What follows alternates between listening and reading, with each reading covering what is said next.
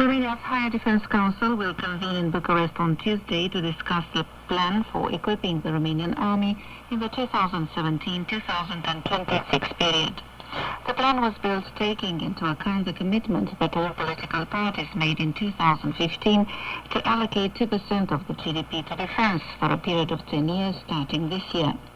Recall that the latest meeting of the Defence Council was held on July 4th, when the plan was removed from the agenda of talks because of a lack of political consensus on the matter. Garrisons across the country and theatres of operations abroad celebrated on Saturday Romania's National Anthem Day. In a message conveyed on the occasion, Romania's President Klaus Iohannis said that the national anthem, titled Awaken the Romanian, symbolizes the efforts made by Romanians to build a strong and prosperous country. The anthem became official in 1990, but it was sung for the first time during the Revolution of 1848, and then in crucial moment in Romania's history, during the First and the Second World Wars, the War of Independence, and the Great Union of 1918. The value of this anthem is embedded in the Constitution of Romania, alongside the national flag, emblem and seal, Klaus Iohannis has also said. He has called on all Romanians to honor this national symbol and to sing it with pride as a gesture of solidarity and a means of affirming their national identity, unity and patriotism.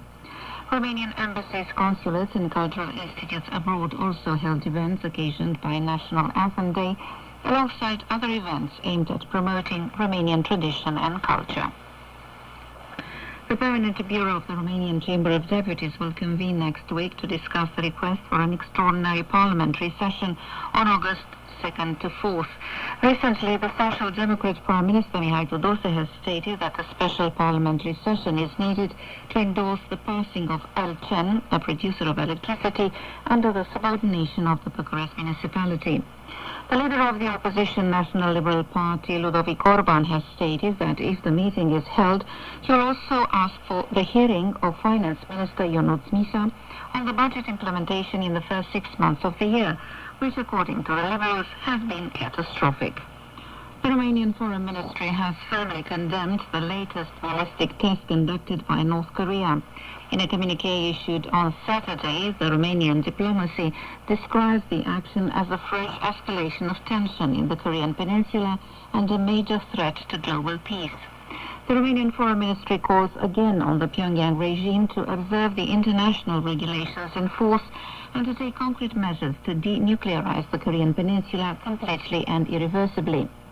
Previously, the EU had to condemn the latest missile test conducted by North Korea, describing it as a threat to world peace and security.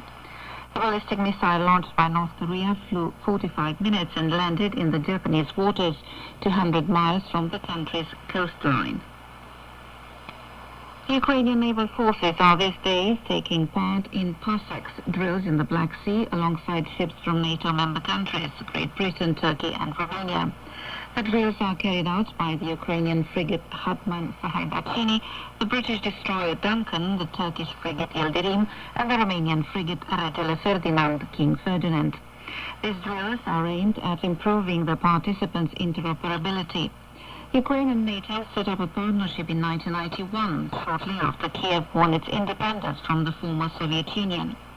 Ukraine cooperates closely with the alliance and plays an active part in NATO's Partnership for Peace program. And that was the news from Bucharest, Radio Romania International.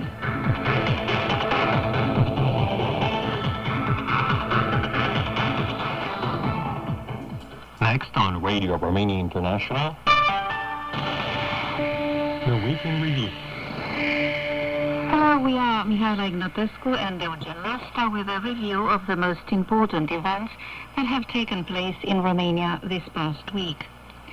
In Romania, over 220,000 children aged between 9 months and 9 years have not yet received the anti-measles vaccine, according to a report made public by the Health Ministry. The Ministry has made an evaluation of the national vaccination program and found that the shortage of anti-measles shots that can be used in case of an epidemic is one of its weak points. The authorities and the public radio are conducting an information campaign on vaccination after 30 children have died of measles. Fearing possible side effects the vaccine may have, some of the parents refuse to vaccinate their children. Prime Minister Mihai Tudose says that the state institutions, the Child Protection Authority included, should have a say in this matter, and that parents who refuse to immunize their children are in fact putting their lives in danger. Physician Sandra Alexiou, the Vice President of the National Society of Family Physicians, says that a high vaccination rate can only be achieved if there are sufficient vaccine supplies, which has not been the case in the past few years. According to the Health Ministry, the measles epidemic facing Romania is the effect of a drop in the vaccination rate in Romania over the last 10 years.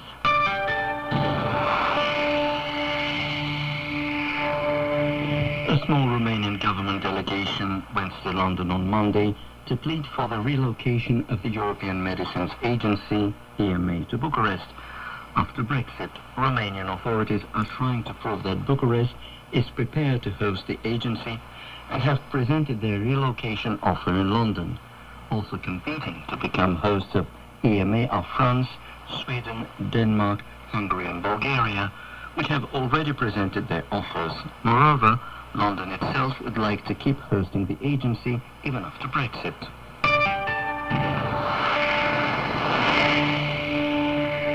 The leftist Social Democratic Party, the main party in the government coalition in Romania, made significant changes to the governing program after the installation a month ago of a new cabinet headed by Mihai Tudose. Most of these changes targeted the fiscal area. One of them provided that Romanian businesses were to pay their taxes based on their turnover rather than their profit. A measure also included in the governing program was the solidarity tax, which was supposed to apply to high-income taxpayers. Both measures have been given up. The first one over fears that it could prove disastrous for the business environment and generate a wave of negative consequences. The leftist government has also given up the solidarity tax. According to